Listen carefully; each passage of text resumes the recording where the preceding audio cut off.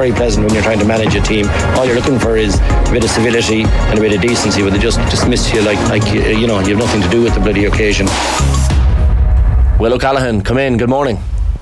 Morning, lads. I have to say, when I hear Adrian go, just because you beat a team, you don't go above them in the power rankings, I'm there going, slight spoiler, that's exactly what's going to happen this morning. Well, what other way is there to do it? Like, are yourself and Tommy different in your approach? I know I'm sure you don't reveal each other's the kimono skill. Yeah, you can't. Like, you got to keep your own, I guess, logic to yourself in case it's. Hold back your kimono there, Will, is what Shane is saying. Yeah, like, how do you work it out? Look, I don't think the logic can be as simple as a team has a reactionary result against another team and then you push them above them. But I think when you get to this point in the championship results and championship performances weigh an awful lot when it comes to how you're going to change the power rankings around. You'll see in a minute that there's very few changes. In fact, just one on the Hurling Power Rankings since we spoke last Friday week. But then we've only had 2 games since. So therefore, we haven't had a huge amount of games to actually determine changes on the ladder.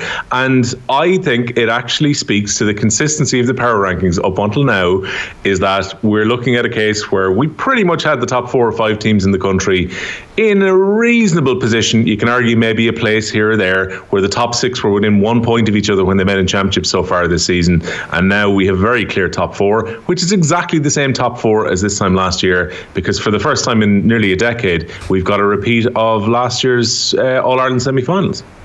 I'd forgotten about that. Yeah, that's like what does that say about the championship at the moment as well? Like, it felt wide open heading into this year, and certainly the Munster Championship was very, very open. But the fact that we're left with plus ça change, I mean, would you have called that at the start of the year? I think you would have thought the 4 teams who were in the semi-finals would definitely have been in contention to get here. Everyone would expect Limerick to be, at the time, overwhelming favourites, maybe less overwhelmingly so now at this point. And again, they have to navigate a major change to their team, albeit they were able to signpost it a couple of weeks out before the semi-finals with their captain Declan Hannon not being available for the semi-final next week. And, you know, Galway showed a huge show of grit at the weekend on the back of conceding that late goal in the Leinster final, where it looked like their path to an All-Ireland final was going to become incredibly difficult to have to get through Tipperary and Limerick. And now Galway are coming in with a little bit of momentum into that game against Limerick, a team who they've given plenty of problems to before, a team they match up well against physically, and a Limerick team who could well be without, will definitely be without Declan Hannon, could be without Cian Lynch, and without Gerard Hegarty being in form. So Limerick have found the answers when people have asked over the last 4 or 5 years, but this Galway team off the back of the weekend looked like they could cause them a few problems in the semi-finals. Give or take, like a Tipperary result against Galway, like you could that's the problem with the hurling championship. It's the problem with hurling, that it's actually quite easy to predict the final 4. Yeah. Well, I don't know. If you were to go back a while back, you would have thought the Tipperary were going to be in a Munster final, a dead rubber against Waterford in their last group game. I think you would have thought they're now getting ready to play against Clare. That result has proved to be quite costly for Tipperary in the end. So you could say from this 5 will come 4.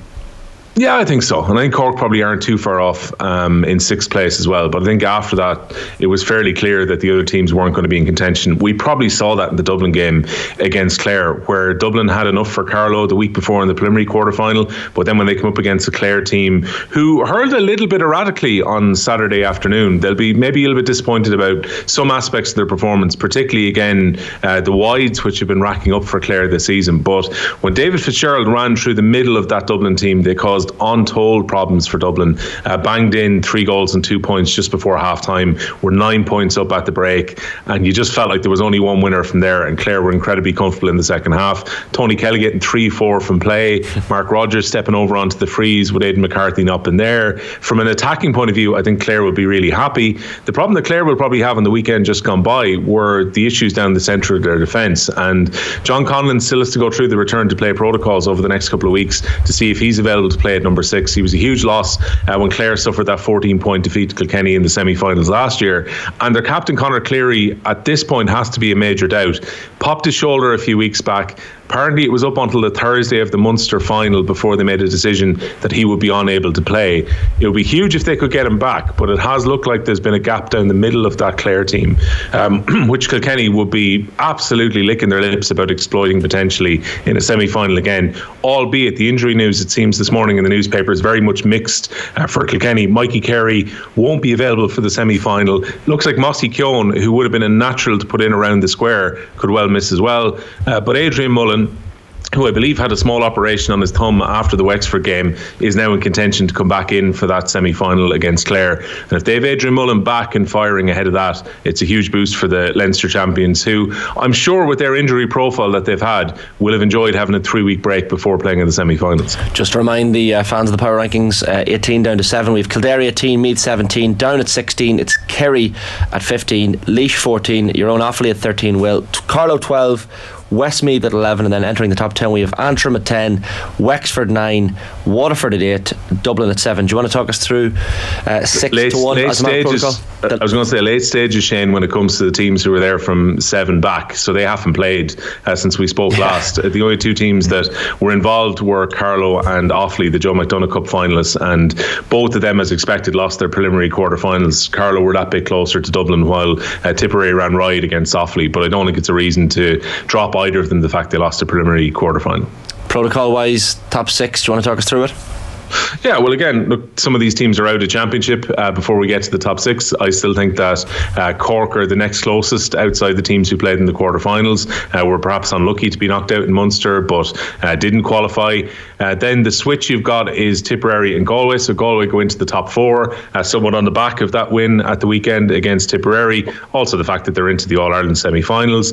Some Galway supporters weren't happy when they started the year in 6th, but they have risen up 2 places on the back of their championship performances after the league, and Tipperary have disappointed. It has been a real dud end to the summer after showing so much promise to go and win in Clare in their first game in Munster, to have got a draw against Limerick. You're thinking this Tipperary team is ready to fire in the latter stages of the championship. So much firepower, as we saw in the preliminary quarter-final where they banged in 7 goals, and then their full forward line is held scoreless by Galway at the weekend just gone by, and where Seamus Callan and Mark Keogh came off at half-time. So a lot of that comes down to the way that Galway hurled, and Galway made themselves very difficult to break down, particularly dropping Cathal Mannion back was a very good decision by Henry Shefflin. He got on 27 possessions during the game, made 5 interceptions, and the ball that he was playing out from generally around the half-back line for Galway led directly to 1 goal and 5 in scores for them. So as much as Conor Whelan gets a huge amount of credit for his scoring at the other end, Cathal Mannion was an incredibly good distributor and a really good reader of the game.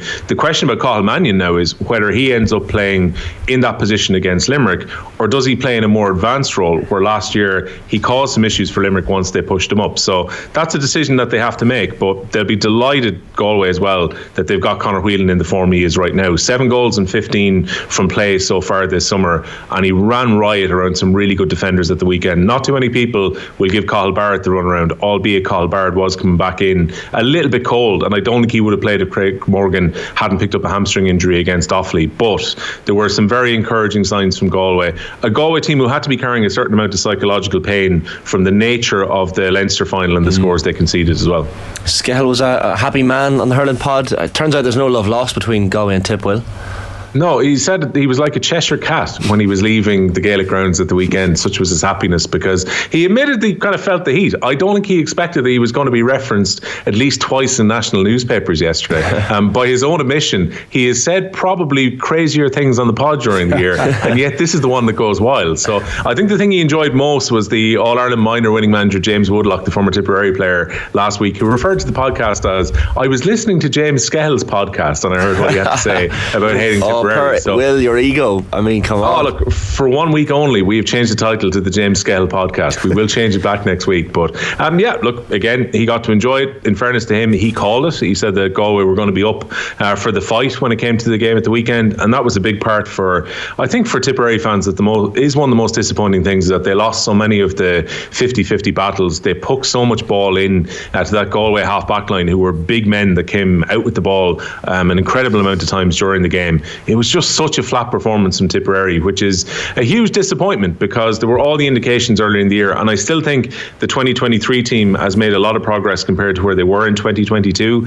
In Championship, it has not related into the results that they would have expected. I think this Tipperary team would have been targeting at minimum earlier this year a place in the All-Ireland semi-finals. Fourth shouldn't beat first in the power rankings. If they do, because that's all the comfort you're giving us. A bit like the last time we were on, Will, the only angle we could get was, if this thing happens, will you do this thing?